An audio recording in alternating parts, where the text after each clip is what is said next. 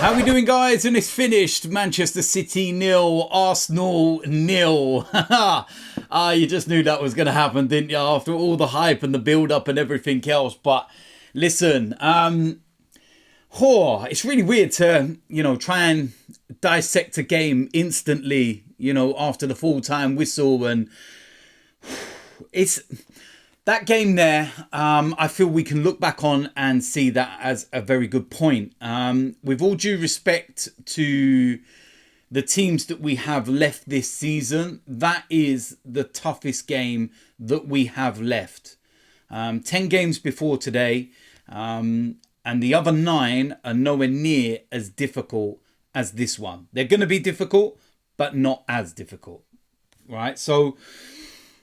Man City at the Etihad, they're a different breed. They're completely dominant, and the way that they play and they score goals. And we nullified that. And I thought that William Saliba and Gabriel were absolutely immense. The way that they controlled the back line, the way that they dealt with Haaland. And I know that, it was Sky that gave the man of the match to Saliba. But I think him and Gabriel were just as good as each other. I felt our play in the final third was a little off today. Saka, I don't think he's fit. And I feel that he was, thrown in there today. Not 100%. And that kind of showed. Martinelli... come back, he came off the bench, and there was a moment where he got through towards the end, and if he's fully fit and sharp, he gets onto the end of that. But one good sign as well, Thomas Partey coming back into the side, looked very comfortable. That last 25 minutes or so that he played, very, very good news moving forward. Tomiyasu, again, another player that's come back and will give us strength in depth and options. And he got that ring rush, shall we say, out of the window today. But yeah, it was just one of those games. It was very cagey. It was very boring. If you're a neutral, if you like to watch games and you see it in a tactical sense, then you will get an understanding of how that game was today. And it was two teams that first and foremost have the utmost respect for each other. Pep Guardiola has the utmost respect for Arsenal and vice versa. And where we've come as a club in the last couple of years in comparison to where we were, it's absolutely massive. We were going to the Etihad and getting 5s and 6s and stuff. Look at what even happened there last season and how we fell apart and how we were just bullied. Today, we weren't bullied. We stood up toe-to-toe with Man City. And we had a couple of moments as well. Man City had loads of possession. I think they had about 72% possession over the course of the 90 minutes. But like we always say, and I used to say this, when Arsene Wenger was a manager and we used to lose games but have loads of possession. And I used to say, possession, it doesn't win you football matches.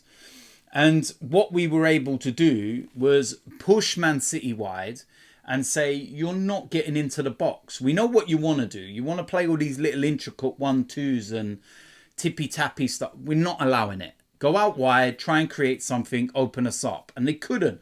And I think they only had about 16, I think it might be less than that, touches in our box. In terms of shots on target, we actually had more shots on target. We only had 2. But to limit Man City to 1 shot on target at the Etihad shows how good we were defensively. This is the first time in 58 games that Man City have not scored at the Etihad. That's a phenomenal record that we've just broken. And what we need to look at, the bigger picture with 9 games to go and everything, is that, we've ended that sequence now of straight L's at the Etihad. We've ended that. And we can now move forward. We can now, look at Luton on Wednesday night at the Emirates. That's a game now we need to go into and pick up the 3 points. This kind of game and this result doesn't mean anything if you don't go into the Luton game and, win that game and pick up the 3 points. So yeah, that's what we've got to do. Win that game, and we'll kind of see where we are. And, you know, I'm looking at Liverpool's fixtures, and they're 2 points clear now at the top. But there's going to be twists and turns. You think next time out, Liverpool, they've got Sheffield United. I'm already putting that up as 3 points to Liverpool. But then they've got Manchester United away. And listen, we all laugh at Manchester United and how boring they are, and look at their performance against Brentford and everything else. But Manchester United at Old Trafford against Liverpool is a different, you know, kettle of fish. It's completely like not a foregone conclusion who's going to win that game. You only have to go a few weeks back to the FA Cup game and what Manchester United did to Liverpool. So Liverpool are going to, you know, have to navigate their games as well. And like I said, I think there's going to be more twists and turns. One of the sayings that I've always known is, like, in a game of football, if you can't win, just make sure you don't lose. You know, for too many times, too many years, we've gone into these games, we've not won, and we've lost. We've just always lost, and we've lost them heavily. But this is one of those we can sit there and, you know, hold our head high and move on. That's it. And it's as simple as that. We move into the game on Wednesday against Luton. Yeah, listen, it's just one of those. It's like, I never like not winning football matches. In an ideal world, we would all want our football club to win every game they play for the rest of your life. Life would be so amazing. You'd never feel defeats or anything like that. But it's just never going to happen, is it? It's the reality. It's football. You're going to have highs and lows and everything else. And I just feel that has stemmed that flow of L's at the Etihad, and we've done something different. And I think people can see that, you know, we are here to stay. We are one of the top sides in the Premier League, and we will be challenging for Premier League titles season after season. You know, we proved that last season was not a fluke. And we showed that, you know, we've matured a bit and that we've learned from the mistakes of last season. That's what I'm really impressed about, that we've learned from the mistakes, you know. And listen, we move at the end of the day. It's 0-0. The fact that we can sit here and there's a kind of bit of disappointment about drawing at the Etihad kind of shows you how far we've come.